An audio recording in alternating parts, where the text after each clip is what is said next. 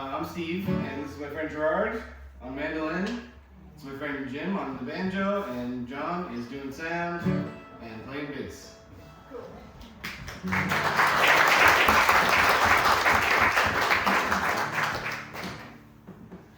Well, I think about it now, how when I was a kid, the stuff that I saw and the things that I did, and the people and places that turned me into who I am. Of all the heroes around back then, I look up to the farmers, the women and men with sweat on their faces and calluses on their hands. Saturday morning is for the beach or the rink or the pitch or the diamond. At least that's what I think. That was the weekend for the other kids in my class.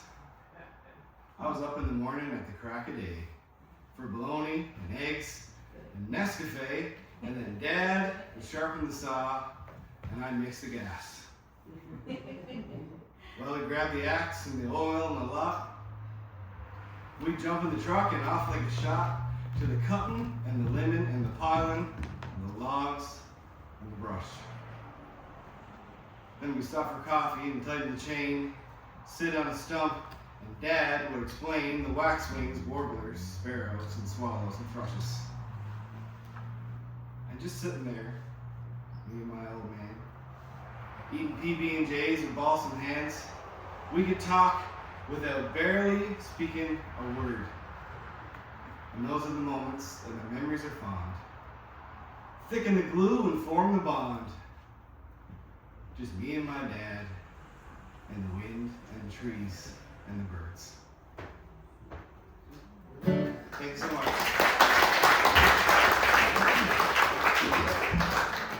That's a story of a time in my life that's very, very dear to me, and that's working in the woods with my dad. We spend most weekends and holidays in there cutting wood. Sometimes we'd cut pulpwood and logs and take them to the mill and sell it for extra cash. But mostly, we were cutting firewood for the big old Elmira wood stove that was in my mom and dad's kitchen. We fed that Elmira wood stove 24/7 every day of the year because it did all of our home heating and food cooking.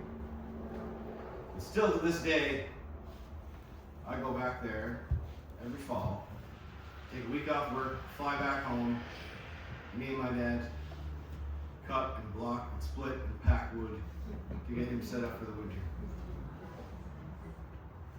My dad is 93 years old. And he's still cutting wood, he's still living at home, still burning wood. Goes for a long walk every day, and on Friday, he goes to the dance every Friday. A few years ago, I had to go home and help him through 6 weeks of chemotherapy. And I just think that it's so cruel and unfair with this world, how mean it can be.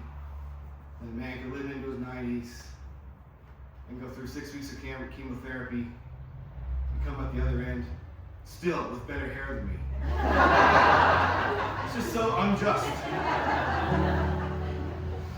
But when I went home for that 6 weeks, my dad, treatment days were on Tuesdays.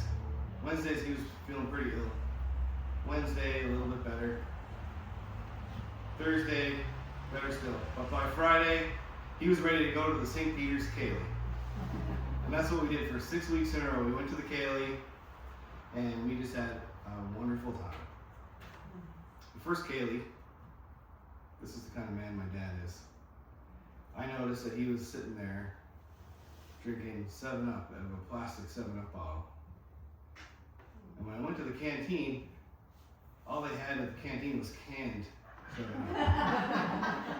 And I thought, I wonder where I got that bottle. But I never really thought about it too much. But the second Ceilidh, we were getting ready like a couple boys going to the school dance. And I walked up to the kitchen, and there was my dad with his plastic 7-Up bottle and a funnel and a big bottle of whiskey. And I think if you're in your 90s, you don't have to sneak booze into the dance room. You just walk That's just the kind of guy he is. So we went to that Kaylee every Friday for 6 weeks. I still go there whenever I'm home. I set aside Friday nights for that. It's just a wonderful time. Everybody is about my dad's age, maybe a little bit younger. And they're all zipping and spinning and twirling around the dance floor like they were in Donald Trump's brand new ballroom with White House. And I watch them and I think, holy moly, wouldn't it be great if I could get to that age and still be spinning around the dance floor with my sweetheart? Well, I hope we're romancing, singing and dancing when we get to 80 or so. We'll be quite prepared, dancing on here at the Kaylee like Nora and Joe. I still love you, we'll do dipsy doodles and spins and joining sets. Oh, we don't get much sweeter. Friday night in St. Peter's at the Kaylee's as good as it gets. Hope it comes true, just me and you. Hope that it'll be us someday. We'll be light as a feather when we dance together at the hall down St. Peter's Bay. Well, we'll dance like Bojangles till sandwich triangles are served with the treats and tea. Won't it be nifty when they drop 50-50? They call the same numbers we. Oh, I'll be in heaven, sipping whiskey and 7. I'm snuck past the girls at the door. With the sound of the band, the touch of your hand, and the slip of the salt on the floor. Hope it comes true, just me and you. Hope that it'll be us someday. We'll be light as a feather when we dance together at the hall down St. Peter's Bay.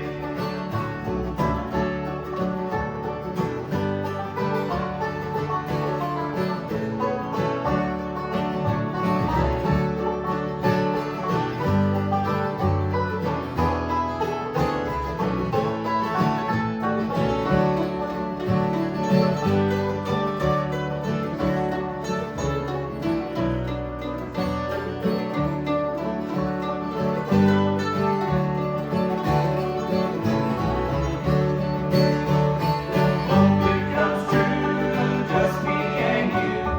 Hope that it'll be us someday.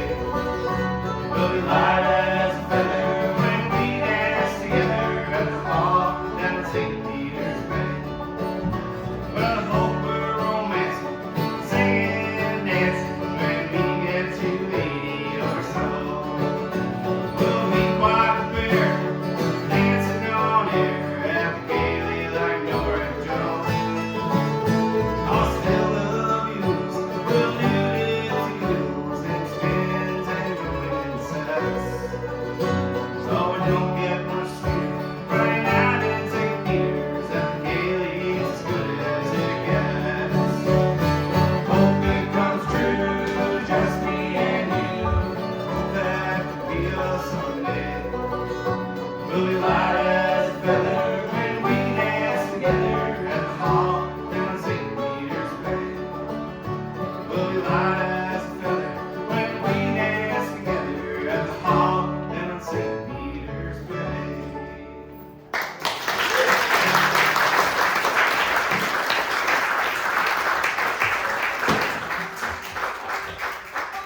Welcome, welcome. We got some very, very special people here. So glad to see you guys. I'm going to come give you a great big hug in a few minutes. A couple characters in that song, Nora and Joe. They're real people, and they had obviously done some real ballroom dancing lessons because they were just the most beautiful thing to watch out on the dance floor. I was really taken with it. And after I wrote that song, I recorded it and I put it on YouTube. And then not too long after, Nora and Joe's daughter reached out to me and asked me for the words. And then not too long after that, I got sent this video of a big old PEI farmhouse packed with people at Nora and Joe's 50th wedding anniversary. And everybody in the house had the lyrics printed out, and they were all singing along together to my words. Yeah. Every now and again, a song that I made goes out by itself and does something really cool. And when I find out about it, it's like a straight shot of joy right into my heart. It just makes me so incredibly happy. The East Coast is probably similar to the rest of the country, at least the parts that have winter. In the spring, people are just waiting for the return. The hummingbird feeders are all filled up. The swallow boxes are all cleaned out. And everybody's just looking out their living room windows, waiting for their good friends to come back from South America. And when they finally make a sighting, it's an event that is worth a Facebook post, or a phone call to a neighbor, or maybe you mention it to an acquaintance at Tim Hortons the next day.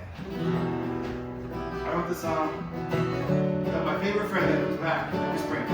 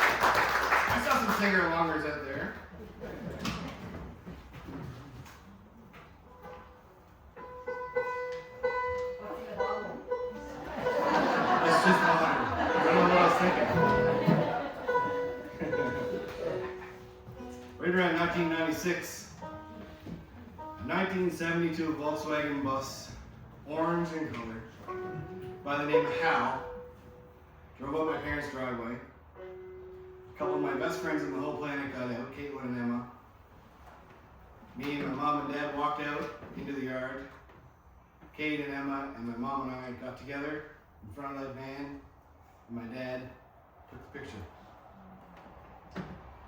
Then we get in that van and we drove down the lane, up to Borden, across the Confederation Bridge, and all the way to Long Beach to Fino. And if you think that's a long drive, you should try it in a 1972 Volkswagen bus. When we got to Fino, we had accumulated 4 or 5 people by the time we got all the way across the coast. And everybody got out of the van and started walking to get their toes dipped in the water. And some crazy bugger ran right past them all, stripping down naked, and dove right into the Pacific Ocean.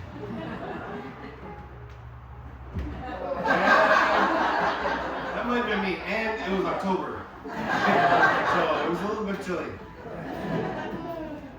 But a few years ago, I was back home for the funeral of one of those people in the picture.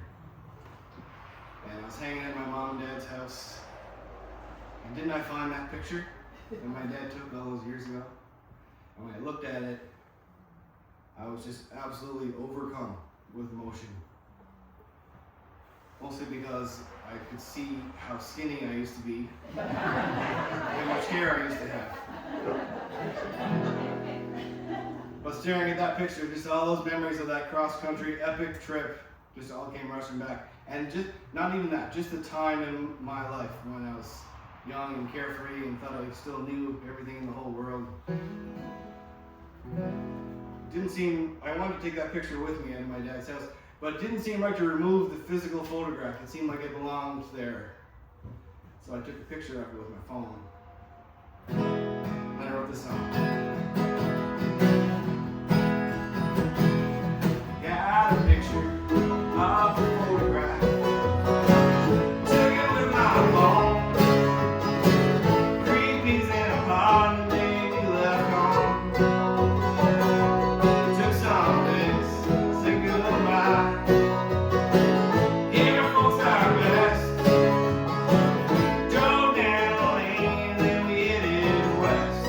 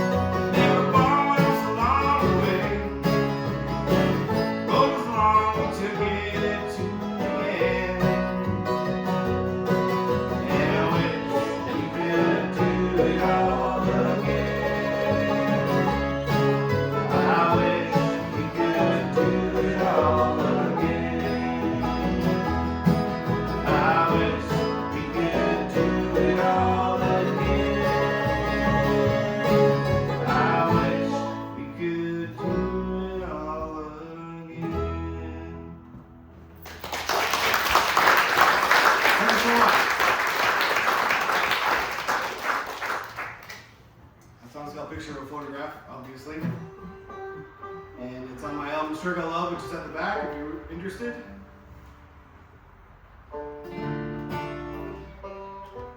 You know when you're in church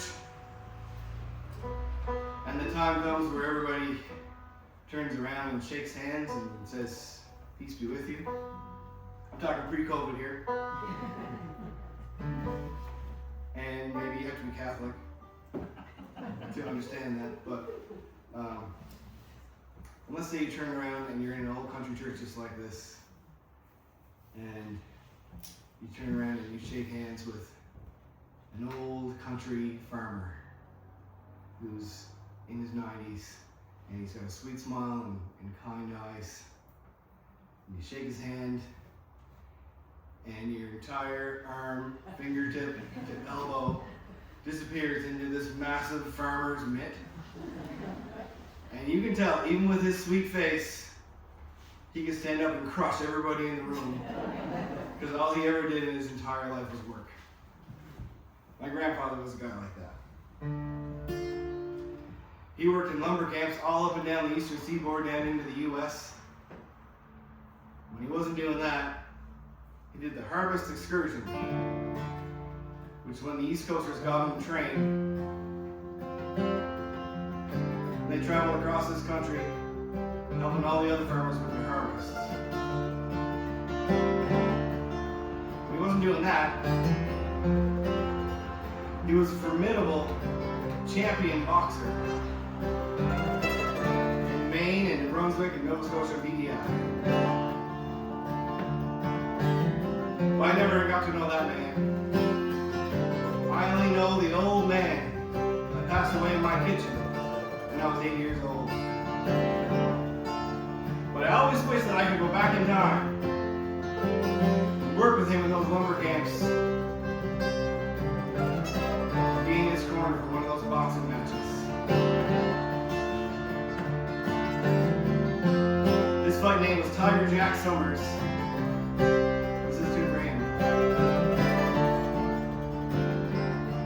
If I could travel back in time to any time at all, I'd go on an excursion, I'd do the harvest in the fall, head down to those lumber camps and we'd shed some blood and sweat.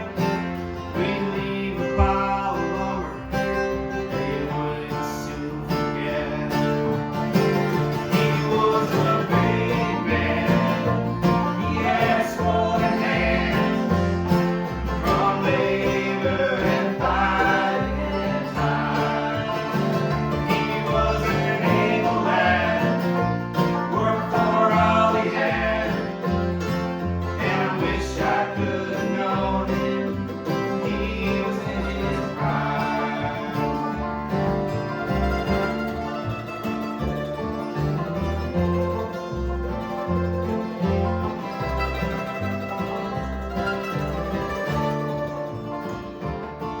If I could close my eyes and go back to any time, I'd open them to see Granddaddy in his prime, working side by side all day and raising hell at night.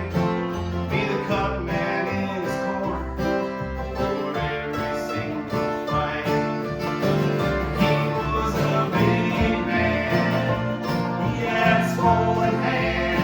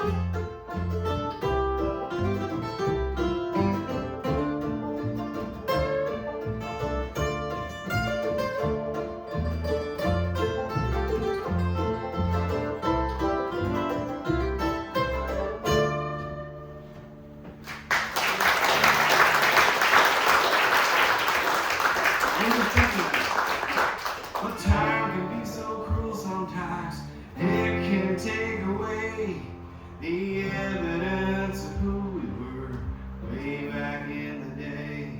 When he left us in the kitchen, he was just a shell of the able man he used to be, but if you knew him, you could tell.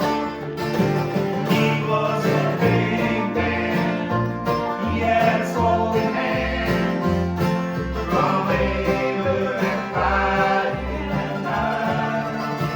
He was an able man, worked for all he had, and I wish I could have known him. He was in his prime. I wish I could have known him. He was in his prime.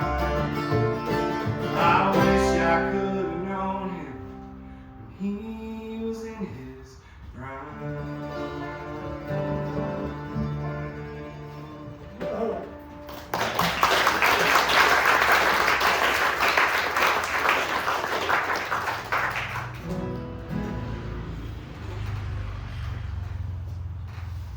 Out here in BC, a bootlegger is somebody that you meet outside of the liquor store when you're 17 and you slip them $20 and they go in and get you a pack of MGDs or Blue Bucks or Labatt Wildcat. Labatt Wildcat. But back in the East Coast, bootlegging is an industry. There are little houses all over, especially PEI, right, Jay? And if you're from there, you know where they are, and you can go walk up any time of the day or night, knock on the door, pass in the cash, and get yourself a 6-pack, head on down the road. My community had a very special bootlegger. His name was Leroy Blaisdell. And the thing that set him apart from other bootleggers is you wouldn't normally just pass in the money and get the booze. You generally went in and sat down with Leroy and had a few beers. And Leroy had this crazy way of talking. When you stepped into his shack, and it was a shack, when you stepped over the threshold, it was like you were stepping back into the 1700s. He had this really, really ancient accent, and you had to go there a lot to even understand what the hell he was saying. And I had no problem understanding what he was saying, because I spent lots of time there. And if you're from there and you were regular Leroy's, you would be out and about and you would be like dropping Leroy isms, like at Tim Hortons or at the gas station or something. If you said, "G'day, boy," like that, everybody else that went to Leroy's knew that you went to Leroy's because you said it like that. And Leroy was diagnosed with a mysterious disease. We're talking the early 90s here. And he had to give a list to the public health nurse of all the people that he had been in close contact with. Anybody here ever done that? It's common now, but back then, close contact, and that was like not a common thing. But I was away, and my dad picked up the phone and answered to the public health nurse. And she told him that I had to come in and get a test for tuberculosis because I'd been spending lots of time with the bootlegger. And I was only 17 years old. So I was in a lot of trouble. But I was just so honored to make the list. Like I was like really touched to think about Leroy writing down a list. And he thought of my name. I was really touched by that. So I was kind of tickled about the whole situation.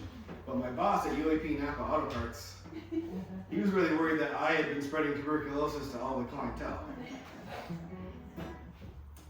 But I was pretty nervous. By the time I got to the test day, I was quite nervous.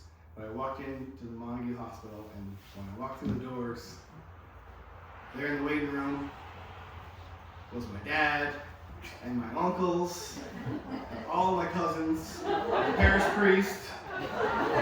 Every member of St. George's Society was in the same hospital to get the same test for the same reason. And PEI people are really, really funny characters, right? So it just turned into this ridiculously funny party in the hospital waiting room. And I was so tickled about the whole situation that I knew someday I'd have to write a song about it. And when I started writing songs, this was one of the first ones. Leroy run the business up on Greenville Road. Warm beer in the deep freeze, first layer by the stove. Put a modest markup on rum and rhyme gin. We all used to practice saying things just like him. Yeah, hey boy, Leroy, what's all the stir today? He'd be drinking schooner and smoking export egg. I had a beer with Leroy, I know just what I'd say. I'd say, good hey boy, Leroy, what's all the stir today? Well, you could go to the baker's and pick up a baker's dozen. O'Brien's in the village, I went there with my cousin. Party on at Waynesboro or Slicks if you're in town. Leroy run the best bootleg in business all around. Yeah, hey boy, Leroy, what's all the stir today? He'd been drinking schooner and smoking exporting. If I had a beer with Leroy, know just what I'd say. I'd say, hey boy, Leroy, what's all the stir today? Hey boy!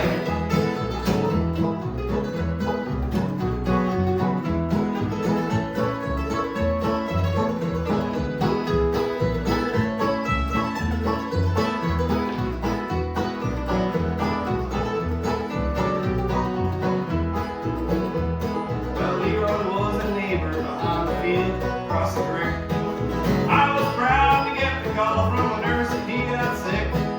Proud when Leroy made his list that he would think of me. Proud my name's on the greatest list in history. Yeah, hey boy, Leroy, what's all the stir today? He'd be drinking schooner and smoking export egg. If I had a beer with Leroy, I know just what I'd say. I'd say, good day, boy, Leroy, what's all the stir today? Banjo.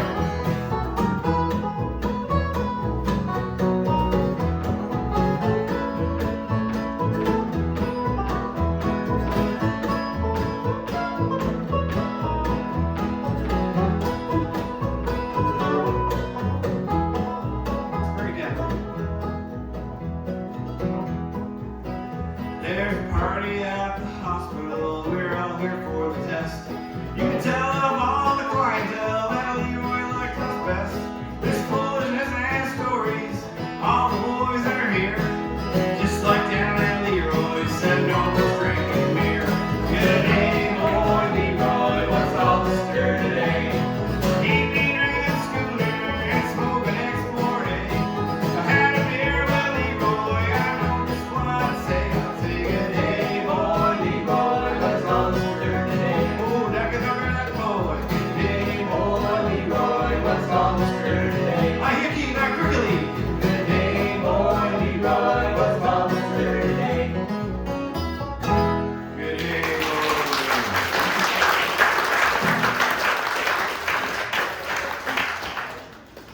Thanks a lot, you guys. That is a completely true story. When I tell that story back home, or when I sing that song back home, I have to plan a break right after so everybody can tell their own Leroy stories. Just like, there's no point in singing because everybody's just talking about this one time we went to Leroy's and we did this crazy thing. I want to tell you guys about my uncle. My uncle took my grandfather's hobby-sized farm and grew it up into a really substantial dairy operation over his entire life. He probably milked 10,000 cows in his lifetime. And on top of all that, he raised 12 very Catholic children. And he told me one time that when he was looking back on his life, he really had a fun life, and all that farming and those kids, they had fulfilled him. But there was one thing on his mind he always wished he had done. So after he turned 60 years old, he drove into Charlottetown and he bought that airplane that he was thinking about getting. And I think it's an amazing accomplishment that a man who probably had a one-room schoolhouse education and did nothing but farm his whole life was able to do the training and obtain a flying license. That's a really amazing accomplishment. And he spent the next 10 years just scooting around the airplane with all the other farmers, checking out the crops and doing little trips over to Moncton or Halifax, things like that. And then eventually he got to the age where he could no longer keep his insurance on his plane and he had to give it up. And that was a really sad day for him. And then as soon as he got rid of the plane, the story started. He just was reliving that most fun time of his life, the time that he really did something other than work and just really enjoy himself. But if you spent any time on the farm, got to the point where you knew every word to every story, because he told them a lot. And he'd light into one and everybody else would just be like, oh God, that's what I know, Roddy, whatever. But once I went back home to visit, and he told me a story I'd never heard before. And I was shocked that there even was a story that I didn't know. But I was also shocked by just what an amazing story it was and what an amazing message he had. And I couldn't believe that he just held this one back all this time, because when I was hearing it, I was like, I can't believe this. He told me a story about when him and his wife Clemmy, they went on a trip to Edmonton. And when they were there, they met a priest who was also a pilot. And they went for a flight together. When they were flying in the airplane, they were talking about how flying an airplane is just like following the Bible. You got to follow the rules or you don't get to your destination. And I thought that was an amazing idea for a song. Flying stories. Thought I heard them all, heard and knew them all. I visited there last fall, heard the others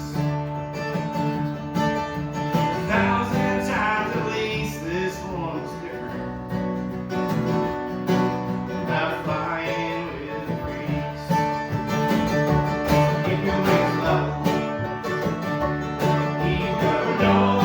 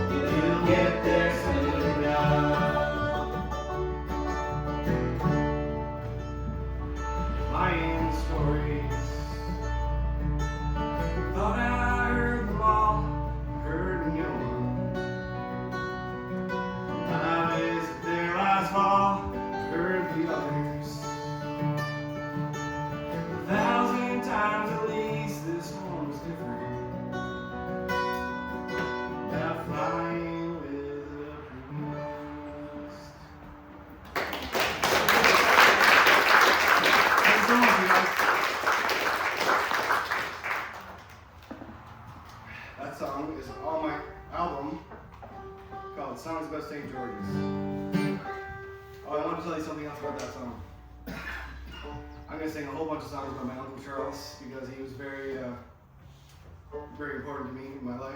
And a couple of years ago he passed away. He was 94. And I was a pallbearer in his funeral. And after the ceremony, when we all went out to the graveside, we all stood around the casket, of course. And he was a really popular, really well-known man. And there was a lot of people there.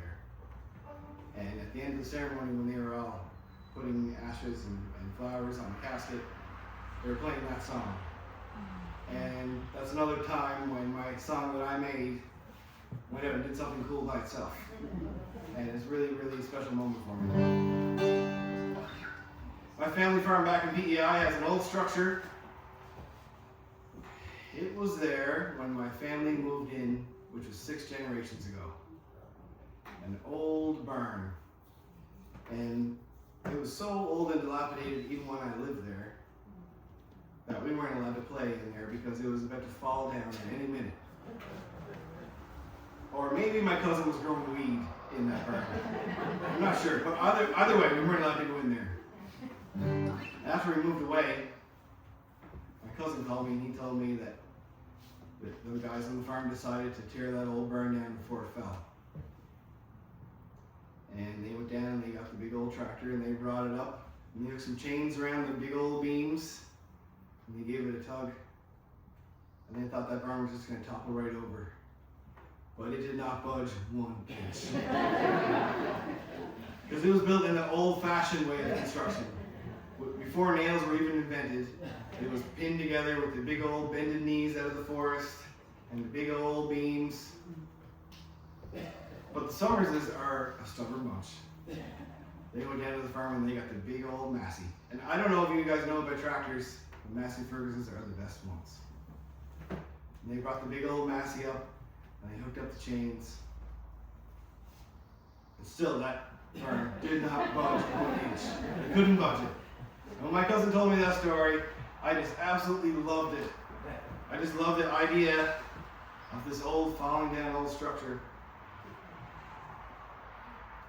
and this modern machine, and the structure stood strong. Maybe you guys have had a time when someone was going to try to drag you down. And he said, "Not today, tractor. My frame is strong, my roots are deep, and I'm not coming down, not today, not ever."